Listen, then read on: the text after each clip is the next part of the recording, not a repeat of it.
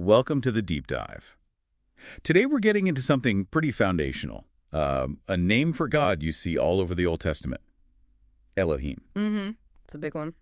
And we want to look at it, not just linguistically, but through the lens of Christian history and maybe even a bit of psychology. How does this ancient name resonate? Right. We've got some reflections here kind of guiding our chat, looking at it historically, psychologically. The idea is to really understand its significance for faith today, right? Exactly. What does Elohim tell us about God? What questions does it answer? Or maybe what questions does it raise? We'll dig into the history, the language, the theology. Okay, great. So let's start with the basics. What is Elohim?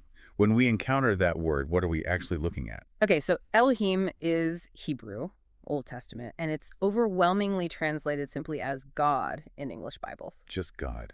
Seems straightforward enough. Well, yes and no. Here's the first really interesting bit. The form of the word Edom, ending in Hebrew, it's plural. Grammatically speaking, it's a plural noun. Hello, but referring to the one God. That's the key. When it refers to the one true God, the God of Israel, it almost always takes a singular verb. Think Genesis 1.1 right at the start. In the beginning, Elohim created. Bara, the verb, is singular. Ah, okay. So the name looks plural, but the action, the verb connected to it, is singular. Precisely. It's a unique feature. And is this like a rare occurrence? Or do we see Elohim a lot? Oh, it's incredibly common, over 2,500 times in the Old Testament. Wow. Okay. So definitely not just a minor detail. Not at all. And the thinking, drawing from some of the sources we looked at, is that this plural form might not just be a grammatical quirk. It could be hinting at something profound. Like what? Like the sheer majesty and the fullness of God's power, maybe a single word trying to capture the multifaceted nature of the divine, sort of a plural of majesty, perhaps. Interesting. Majesty and power packed into that plural form. Okay, so this naturally leads to the next question. If Elohim is this key Old Testament name for God, is Jesus ever called Elohim? That's a really important question, and the direct answer, looking strictly at the Old Testament text, is no. Elohim. There is primarily the designation for God, often understood as God the Father. Okay, so not in the Old Testament. What about the New Testament? Right. The New Testament was written in Greek, not Hebrew. So the writers use the Greek equivalent for God, which is theos. And that word, theos, is absolutely used to describe Jesus and affirm his divinity. Ah, okay. So different language, same idea. Can you give an example? Yeah, the classic one is John 1.1. In the beginning was the Word, and the Word was with God, and the Word was God. That last God is theos, referring to the Word, who is Jesus. And the word was theos. Okay. And there's another powerful one in Hebrews 1.8, where God the Father actually addresses the Son, Jesus, and calls him theos. He says, "Your throne, O God, theos, will last forever and ever." So the Father calls the Son theos. That's pretty direct. Very direct.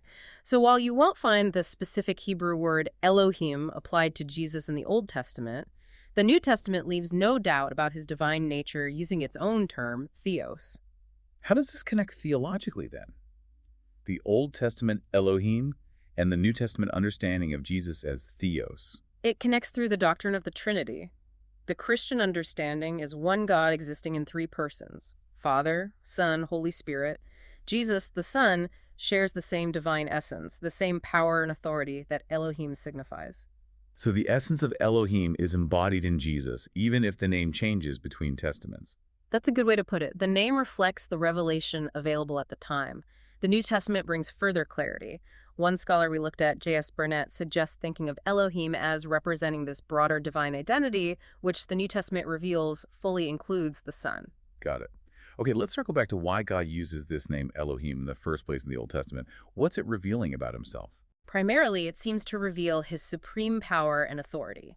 The root word El in the ancient Near East was a common term for God or deity, and it often carried the sense of strength, of might. So calling himself Elohim is like declaring, I am the ultimate power. Exactly. The ultimate power, the creator who brings order from chaos, like we see described so vividly in the Psalms, for instance. He's the God who commands, who acts with authority. And thinking about this from, say, a psychological angle, how does that land for people? Knowing God is this powerful Elohim. Well, psychologically, there can be immense comfort in that, can't there? Believing in a God who isn't limited, who isn't weak, but who possesses all power and authority. It speaks to our need for security, for a rescuer who is truly mighty to save. That makes sense. A sense of safety in his strength. Yeah. And then there's that plural aspect we keep coming back to. Right, the im and ending. What else might that suggest? Many theologians see it as an early hint, a foreshadowing perhaps of the Trinity. Even in the Old Testament. Potentially. Think about Genesis 1.26. God says, "Let us make mankind in our image." Us and our. Plural pronouns. Right. Who is the us? Some scholars, like Julian Marefa, whose work we reviewed, suggest this points to a sort of divine conversation within the Godhead itself. A conversation within God. Yeah. It suggests God isn't solitary, but inherently relational, a community within himself. And because he is relational, he desires relationship with us. He invites us into fellowship. So the plural hints at relationship, not just power. Exactly. And Burnett also points out how often Elohim is tied to God's covenant promises. He's not just Elohim in the abstract. He's often Elohim of Israel, the God who has bound himself to his people. So it's power, yes, but power expressed through faithful love and commitment. Power, relationship, covenant, commitment. It's a really rich term, which probably means it gets misunderstood sometimes. Oh, definitely. There are a few common traps people fall into. Like what? What's the first big one? The most obvious one is assuming the plural form must mean polytheism, that the early Israelites believed in multiple gods. But we already covered the singular verbs, right? Exactly. When referring to the one true God, the verbs are singular.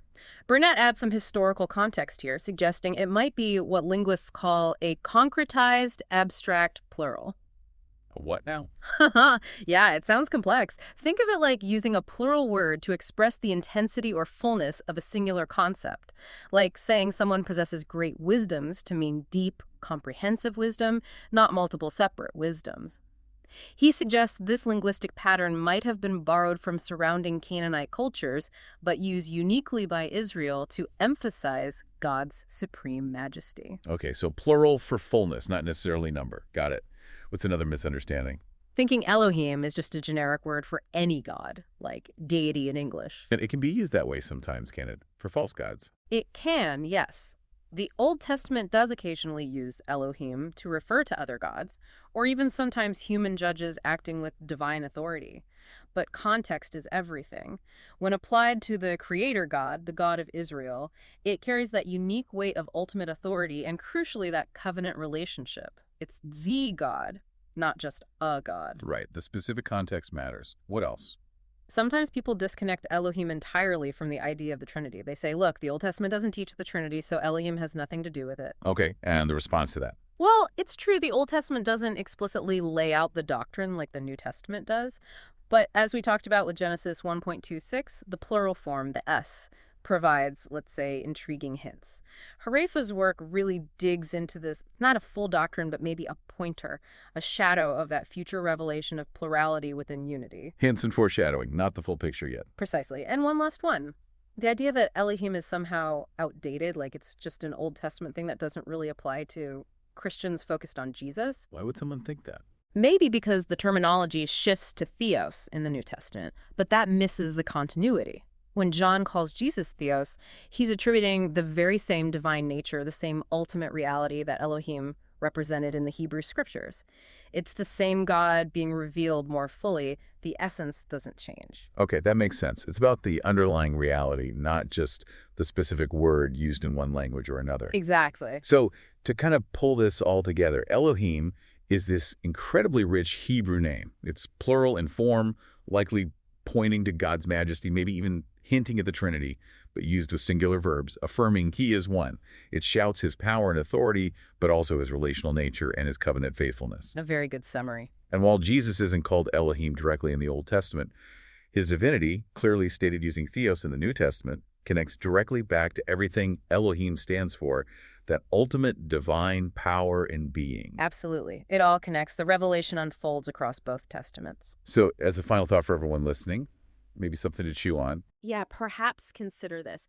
How does understanding God as Elohim, this majestic, powerful, relational, covenant-keeping God, how does that deepen your own trust and relationship with Jesus, who embodies that same divine fullness? Does seeing these historical and theological layers enrich how you read the Bible and understand who God has revealed himself to be